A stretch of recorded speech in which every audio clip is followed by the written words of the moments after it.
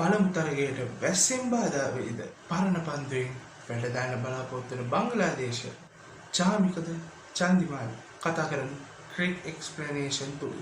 ආයුබෝවන් පිළිගන්න ඕගොල්ලෝ හැමෝම මගේ ඊළඟ වීඩියෝ එකට. 2022 ටෙස්ට් ක්‍රිකට් ලෝක ශූරතාවලියට අදාළ තරගාවලියක් වශයෙන් හෙට දිනේදී බංග්ලාදේශයේදී ආරම්භ වීම නිමිත ශ්‍රී ලංකා කණ්ඩායමේ බංග්ලාදේශ තරග සංචාරය. මෙතනදී විශේෂයෙන්ම කතා කරන්නේ මෙම ටෙස්ට් එක දෙකෙන් පළමු ටෙස්ට් තරගයේ ක්‍රියාත්මක වන්නේ බංග්ලාදේශයේ චිත්තගොන්හි එහෙම නැත්නම් බෙන්ගාලි භාෂාවෙන් කියවුවොත් චැත්‍රග්‍රෑම්හි සියාවෝ රහමත් චෞධරි ක්‍රීඩාංගණයේදී. මෙම තරගයේ හෙට උදෑසන 9:30ට ශ්‍රී ලංකා වේලාවෙන් ආරම්භ වීම නියමිතයි. මෙම තරගය බොහෝ දුරට දෙපිළටම ඉතාමත් වැදගත් තරගයක් වන්න පුළුවන්. මොකද මේ වන විට ශ්‍රී ලංකා කණ්ඩායම ලෝක ටෙස්ට් ක්‍රිකට් ශූරතාවලියේ ප්‍රසාද ලකුණු සටහනේ සිටින්නේ 5 වෙනි ස්ථානයේ, බංග්ලාදේශය සිටින්නේ අවසන් ස්ථානයේ. කෙසේ වෙතත් මෙම තරග දෙකම ජයග්‍රහණය කළ ශ්‍රී ලංකා කණ්ඩායමට යලිත් තරක් ප්‍රසාද ලකුණු සටහනේ පෙරමුණ ගන්නට අවස්ථාවක් හිමි වෙනවා වගේම බංග්ලාදේශයට හැකියාව ලැබෙනවා මෙතනදී 10 වෙනි ස්ථානයේ සිට 6 වෙනි ස්ථානය දක්වා උසස් වීම මේ ප්‍රසාද ලකුණු සටහනේ ලබන්නට. කෙසේ වෙතත් මෙම තරගය බොහෝ දුරට අභියෝගාත්මක තරගයක් වේවි දෙපළට. මොකද ලෝක කාලගුණ වාර්තාවලට අනුව මෙම තරගයේ පවතින කාල සීමාවේදී විටින් විට වර්ෂාවෙන් බාධා එල්ලීමට ඉඩකඩ බොහෝ දුරට වැඩි බවයි ලෝක කාලගුණ වාර්තා සඳහන් කරන්නේ. විශේෂයෙන්ම පළමු දිනේදී, දෙවන දිනේදී සහ හතරවෙනි දිනේදී මෙම බාධාවන් ඉතාමත් ඉහළ මට්ටමක් ගන්නා බවයි ලෝක කාලගුණ වාර්තාවන් විසින් දක්වන්නේ. නමුත් බොහෝ දුරට එතරම් විශාල බාධාවන් නොවුණු ඇති වගයි මේවායින් අපට තහවුරු වන්නේ. මොකද මෙම චැට්‍රග්‍රෑම් එහෙම නැත්නම් චිත්තගොන් නගරයට වර්ෂාව බොහෝ දුරට පතිත වන්නේ රාත්‍රී කාලයේදී හෝ අලුයම් කාලයේදී. නමුත් ඒත් එක්කම ඇතිවන ප්‍රශ්නය සහ අභියෝගය තමයි උදෑසන කාලයේ පළමු කාල සීමාව තුළදී වේග පන්දු යන්නට වැඩි වාසියක් මෙම තරගයේදී අත්වීම. බංග්ලාදේශය බොහෝ දුරට මෙම තරගයට වේග පන්දු යන තිදෙනෙක් සමග යන්න සූදානම් වනු ඇතැයි ආරංචි මාර්ග පවසයි. එමෙන්ම ශ්‍රී ලංකා කණ්ඩායමේ අතීත තරග වාර්තා මෙම ක්‍රීඩාංගණය තුළදී ගෙනහැර බැලුවොත් එහෙම ශ්‍රී ලංකා මෙම ටෙස්ට් ක්‍රිකට් තරග 4කදී මෙම ක්‍රීඩාංගණයේ ක්‍රීඩා කර තිබෙනවා. එයින් තරග දෙකක් ශ්‍රී ලංකාව ජයග්‍රහණය කළදී ඉතින් තරග දෙකම ජය පරාජයෙන් තොරව අවසන් කරන ශ්‍රී ලංකා කණ්ඩායමේ ඉතිහාසයේදී සමත් වෙලා තිබෙනවා. මෙතනින් වඩාත් කැපී පෙනෙන්නේම තමයි 2018 වසරේ ජනවාරි මාසයේදී බංග්ලාදේශයේ සිදු කළ ශ්‍රී ලංකා තරග සංචාරයේදී පැවති පළමු ටෙස්ට් තරගයේදී ශ්‍රී ලංකාව කඩලු 8කට ලකුණු 713ක් රැස් කිරීම. එමෙන්ම මේ ක්‍රීඩාංගණයේ තව සුවිශේෂී එකක් බවට පත් වෙනවා. ටෙස්ට් ක්‍රිකට් ඉතිහාසයේ 5 වෙනි සාර්ථකම හබා යාම සිදු වුණේ මෙම ක්‍රීඩාංගණයේදී. ඒ බටහින්දිය කොදිය කණ්ඩායම විසින් ලකුණු 395ක ඉලක්කයක් සාර්ථකව හබා යාමේ අවස්ථාවයි. ශ්‍රී ලංකාව ලකුණු 714 ලබාගත් අවස්ථාවේදී අපි මතක් කළ යුතුයි කුසල් මෙන්ඩිස්, රොෂෙන් සිල්වා සහ දාන්ජ සිල්වා යන ක්‍රීඩකයින් තිදෙනාම අර්ධ ශතක ශතක කිහිපයක් රැස් කර සතුන. එතෙදී කුසල් මෙන්ඩිස් අවාසනාවන්ත ආකාරයෙන් ලකුණු 196කට දැවී ගියා. සාමාන්‍ය චැට්‍රග්‍රෑම්හි සියාවුර් රහමත් චෞධරි ක්‍රීඩාංගණයේ වතකොත අපි ටිකක් හොයලා බැලුවොත් මෙම තනතිරුව විශේෂයෙන්ම පිටිකරුවන්ට ඉතාමත් උචිත ලකුණු තිබෙන තරතිරුවක්.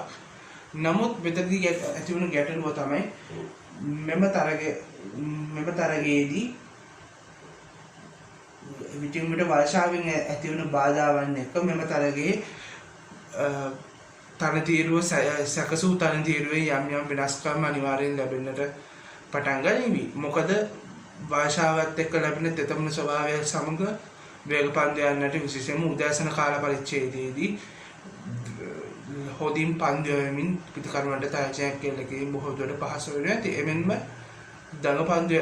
හොදින් තියුණුව පන්දු දග කවන්නට හැකියාව ඇති දග පන්දු යවන්නන්ටත් මේ ඉතාමත් වාසිදායක වන්නට ඉඩ තිබෙනවා. විශේෂයෙන්ම ලසිත් තැබුල්දෙනිය වගේ ක්‍රීඩකයෙක්ට ලසිත් තැබුල්දෙනිය ශකීබල් හසන් වගේ ක්‍රීඩකයින්ට මෙම තනතිරුවලදී තරගවල හොඳින් කඩු දවාගන්නට හොඳ අවස්ථාවක් පැහැදිලිවම තිබෙනවා. අපි මේ විශේෂයෙන් මේ තරගය පැවැත්වෙන චට්ටෝග්‍රෑමී සියාවුරු රහමත් චෞධරි ක්‍රීඩාංගණයේ ඉතිහාසයෙන් කතා කරද්දී මෙය 2004 වසරේ බංග්ලාදේශයේ පැවති අවුරුදු 19න් පහළ ලෝක කුසල තරගාවලිය වෙනුවෙන් බංග්ලාදේශ ක්‍රිකට් පාලක මණ්ඩලයෙන් අලුතින්ම නිර්මාණය කරපු ක්‍රීඩාංගන පහෙන් එක් ක්‍රීඩාංගනයක් වනවා. මෙම තනතිරුවේ පැවති පළමු ටෙස්ට් තරගයේ ක්‍රීඩා කළේ 2006 වසරේදී ශ්‍රී ලංකා කණ්ඩායම විසින්. ඒව තරගය ජයග්‍රහණය කරන්න ශ්‍රී ලංකාව සමත් වුණා. එවෙනම බංග්ලාදේශයට මෙය බොහොම මිශ්‍ර පරදමේ එහෙම නැත්නම් ජය පෙරදුම තරමක් සමාන මට්ටමින් තිබෙන 50-50 වාසියක් තිබෙන ක්‍රීඩාංගනයක් හැටියට මේ ක්‍රීඩාංගනය හඳුන්වන්න පුළුවන්. විශේෂයෙන්ම මම කලින් කිව්වා වගේ මේක ලකුණු තිබෙන තනතිරුව පිටිකරුවන්ට විශේෂයේ ලකුණු අතරට යන්නට හොඳ අවස්ථාවක් තිබෙන. නමුත් ඒට එළවෙන එකම අභියෝගය තමයි පිටින් පිට පතිත වෙන සහ රාත්‍රී හා අවියම් කාලයේදී ක්‍රීඩාංගනය ආශ්‍රිත ප්‍රදේශයට වැටෙන වර්ෂාව හේතුවෙන් ඇතිවන තෙතමනයත් සමග පන්දුවේ ඉපිදීම සහ පිටිකරුවා වෙතට පැමිණෙන වේගය වැඩිවීම මගින් එයින් පිටිකරුවාට උදෑසන කාලයේදී යම් විශාල අභියෝගයකට අනිවාර්යයෙන්ම මුහුණ සිදුවනවා. කෙසේ වෙතත් අපි දැන් බලමු කොහොමද ශ්‍රී ලංකා කණ්ඩායමෙන් මගේ ඩ්‍රීම් 11 එක කොහොමද අපි හැඩගස්සගන්නේ කියලා. ශ්‍රී ලංකා නායක දිමුත් කාලේ ඊයේ සවස් යාමේදී මාධ්‍ය සාකච්ඡාවකදී පසුව ඔහුගේ ආරම්භක ප්‍රතිකරණ සගයාවට පත්වන්නේ ඖෂධ ප්‍රාන්දු බව. එහෙම වුණොත් ඖෂධ ප්‍රාන්දු සහ දිමුත්කාරණයේ දිමාරභාවී අංක 3 වගකීම් කුසල් පෙන්නිස්ට ලැබෙවි. අංක 4 ඇන්ජලෝ මැතිව්ස්ට, අංක 5 දාන් ජෙසිල්වාට, අංක 6-7 තැන් දෙක ඉතාමත් වැදගත් ස්ථාන දෙක බොහෝ දුරට තනතිරුවේ ස්වභාවය අනුව මේ ස්ථාන දෙකේ ක්‍රීඩකයන් හරපා ගැනීම ක්‍රීඩා තරගය තුළ සිදු වේවි. අංක 6ට බොහෝ දුරට චන්දිමාල් හෝ දික්වැල්ල පැමිණේවි එම ස්ථානයේ ක්‍රීඩා කරන්න. නමුත් චන්දිමාල් අංක 6 ක්‍රීඩා කළොත් අනිවාර්යයෙන්ම නම්බර 7ට සම්පූර්ණයෙන් තරගයක් ඇති වෙනවා චාමික කරුණාරත්න සහ නියෝෂන් දික්වැල්ල අතරේ.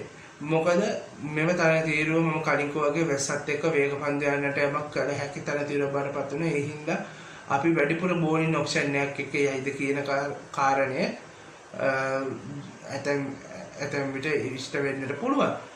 එහෙම වුණොත් අංක 6 දික්වැල්ලට අංක 7 චාමිකට එහෙම නැත්නම් අංක 6 චන්දිමාල්ට අංක 7 දික්වැල්ලට හිමි වෙන්න පුළුවන්. නමුත් මේ පවසන ආකාරයට සහ මේ තනතිරුව දෙස බලන කලට අපිට හැගෙන දේ තමයි විශේෂයෙන් පිටිකරුවෙක්ට වඩා මේ අංක 6-7 ස්ථානවලදී එක් වේග පන්දු යවන හෝ තුන් ඉරියව් ක්‍රීඩකයෙක්